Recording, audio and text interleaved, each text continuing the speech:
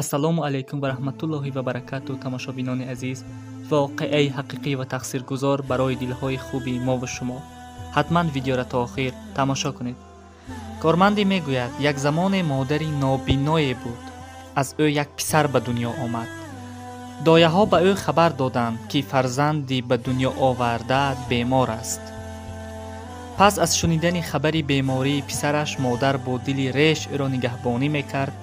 азбаски модар чашми бино надошт, ҳама меҳрубонияшро нисбати писараш бо чашми дил ифшо мекард. худованд малоикаеро ба сӯи модар фиристод ва малоика ба назди модар омаду гуфт: модар, худованд як дархости туро қабул мекунад. мехоҳӣ худат бино шавӣ ё фарзандат сиҳат шавад? модар гуфт: албатта фарзандам сиҳат шавад. малоика гуфт: пушаймон намешавӣ?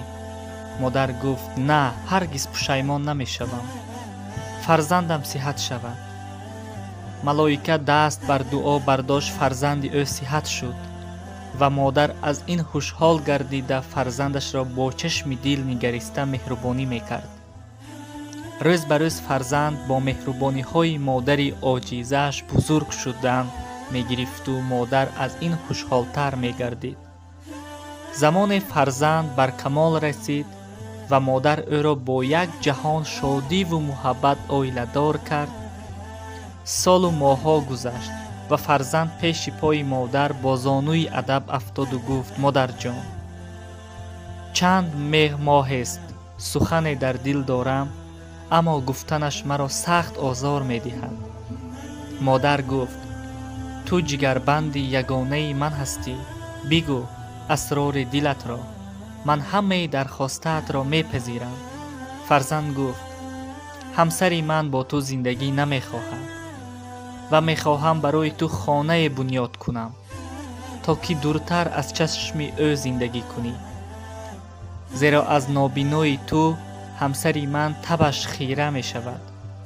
модар аз ин суханҳои фарзанде ки бо чӣ қадар ранҷи нобиноӣ ба воя расонида буд, сахт озурда гашт ва ба фарзанд гуфт: писарам, ту ранҷ макаш, барои ман хона масоз, ман худам аз хона баромада меравам.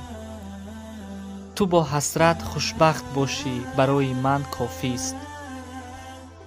модар аз дари хонааш, ки ба ҷуз аз ин фарзанди зандӯстдор касе надошт, баромада бо чашми дил ба сӯи хонааш нигариста зор зор мегирист. зеро аз хонаву дар берун, аз канори фарзанди ягона дур мешуд.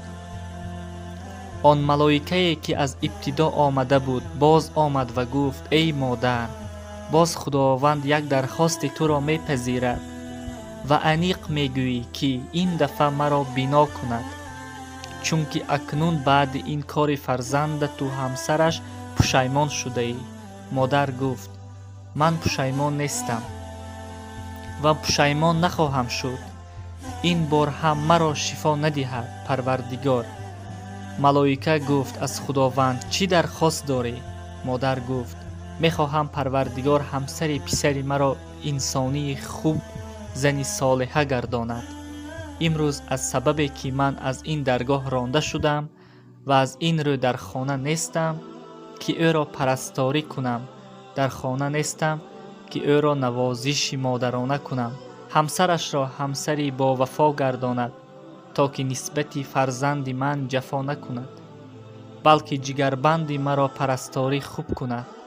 малоика дар раҳму шафқати модар дар он лаҳзатоти ҳассос дар чашмаш об фавора заду ба чашми модар чакиду модар бино гардид. малоика ба чашми биногаштаи модар нигариста гуфт: ин раҳму шафқатро то ин ҳад надида будам. ин аст бузургии модар. дар чунин лаҳзаи ногувор, ки аз ҷониби фарзанд ронда шуд, барои фарзанду ҳамсари ӯ дуои бад накард. пас бубояд лаҳза ба лаҳза ба қадри ин олиҳаи дилсӯзӣ бекина бирасем. модар, модар. бародарон ва хоҳарони азиз, агар видео ба шумо писанд ояд, ҳатман ба видео лайк монед ва ба канал обуна шавед. ассалому алайкум ва раҳматуллоҳи ва баракатуҳ.